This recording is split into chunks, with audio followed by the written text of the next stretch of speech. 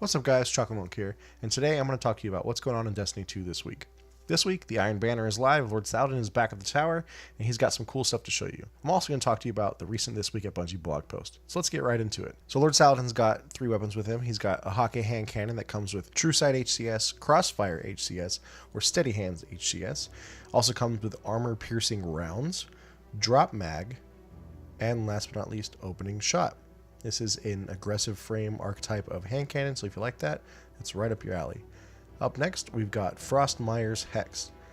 It is a Viced rapid-fire, full-auto scout rifle. Comes with corkscrew rifling, arrowhead break, fluted barrel, and it got high-caliber rounds, extended mag, and last but not least, Dragonfly. It's a pretty good scout, if you ask me, and I like it. Next we got Ganora's Axe. It comes with fluted barrel, rifled barrel, barrel shroud, and it's got accurized rounds, assault mag, and last but not least, opening shot. This is a precision frame, so it fires a single slug round, and it's made by Suros. Pretty cool looking shotgun. And then he's got his ornaments. So the first of the armor ornaments requires you to turn in 5 rewards total. The second for the legs is going to require you to defeat opponents in the Iron Banner. The next one is going to require you to complete 5 milestones. The next one is going to require that you get melee or grenade kills while in the Iron Banner. And last but not least, you're going to have to win 25 matches in order to get the ornament for the helmet.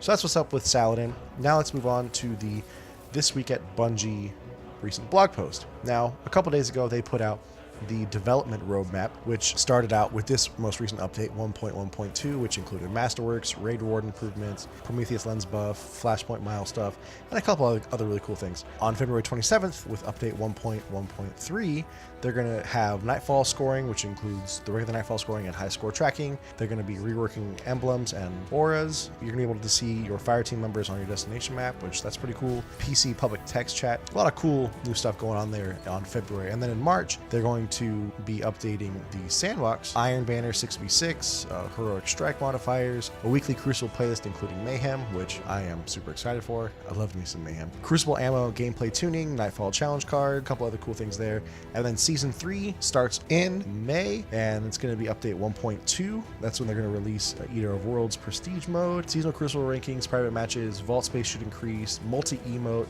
I can't wait to take a selfie and then sweep up the dust. Exotic Masterworks, which that looks like a lot of fun. So I'm really excited for that. I'm really happy that they put out a roadmap there to kind of let us all know, hey, like this is what's going on. That was pretty cool. I really enjoyed that. And then next up, they talked to design lead Josh Hamrick, and he's here to talk to us about the Sandbox. And he goes on to tell us a couple of cool things about Sandbox fixes and stuff, especially things that are going on in Crucible. He starts off by saying that all 3 glides plus catapult and strafe lift now have been retuned and buffed to make them more unique and faster.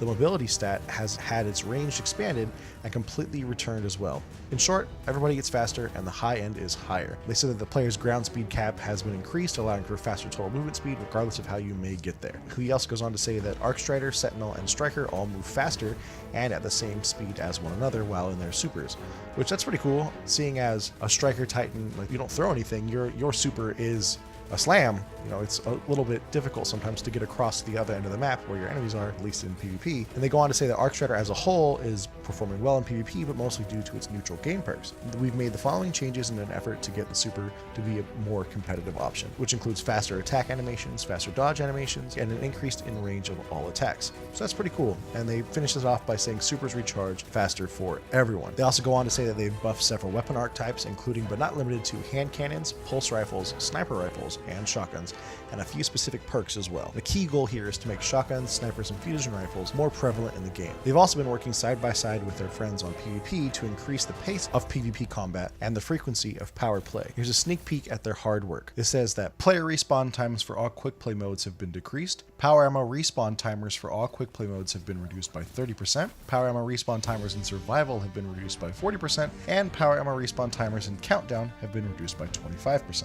Ammo counts have been adjusted in relation to these timers and in relation to the weapon type. Enemy players will now drop power ammo on their death. They go on to say that finally the shoulder charge changes that went in a couple months ago have been fully reverted. Shoulder charge movement utility was perceived as more valuable than its damage utility, which made it feel bad to actually hit someone with shoulder charge. The movement was effectively a free dodge. dodge. They go on to say that the goal of the untargeted distance nerf was to discourage using the ability as a movement mode by making it only effective when using it against enemies. In retrospect, we think that this change was a mistake, and we've heard you all say the same. They end by saying one final note that will be important to all snipers out there. Many of you have rightfully complained that snipers flinch too hard when you're taking hits, especially as they are now power weapons. We have dug into this and found that somewhere along the way towards shipping D2, we acquired a bug that is preventing us from being able to successfully tune this to the values that we would all like. And they go on to say that this is the first part in a series of Sandbox updates that they hope that we come to enjoy, and as these changes continue to solidify, they will have more to say. So I really enjoyed the transparency there in letting us know what's going on. I'm really excited for the whole Destiny roadmap, and I hope that more things come and we will get more players back and the community will start to gain ground again. Then they go on to talk about Destiny player support and tell us about certain issues that they have found either in the update or prior to the update that they resolved. And they said that the XP issues are resolved. With Destiny Update 1.1.2, the amount of XP required to earn a rank up was changed from 160,000 to 120,000. Shortly after deployment, an issue was discovered where the Bungie.net API was displaying incorrect XP gains and totals. After communicating our findings, players continued to report odd XP earn rates in-game. Through quick investigation, an errant server flag was discovered in the live environment, which was throttling XP reward. While our test teams had verified the incoming XP changes in a test environment, they did not properly reflect the player experience due to the missing flag. The errant flag was immediately removed and the issue was resolved. And they go on to say that they would like to thank all players who reported the issue, and that if you have any other issues with the XP in the game, please post a report to the help forum immediately and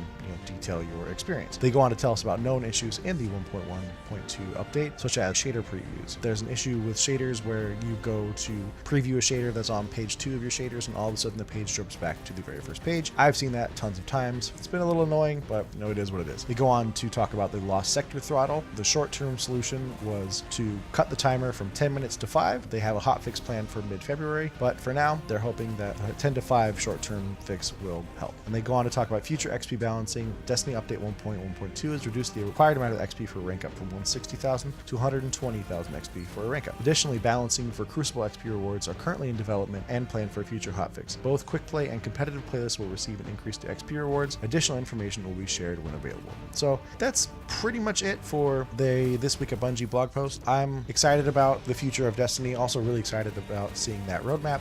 And I have played around with some of the raid mods. I did a couple raids today, and I'm really enjoying them. So I really hope that they do Crucible mods. That would be really awesome. And that pretty much sums it up for this video. If you enjoyed the video, a like would be super appreciated. Comment down below, let me know what you think about the Destiny development roadmap, the Sandbox changes, and all the other changes that have come in Update 1.1.2, or anything else you really want to let me know about. As always, you can press the subscribe button for all things chocolate milk. And as always, drink more chocolate milk. Take care, everybody.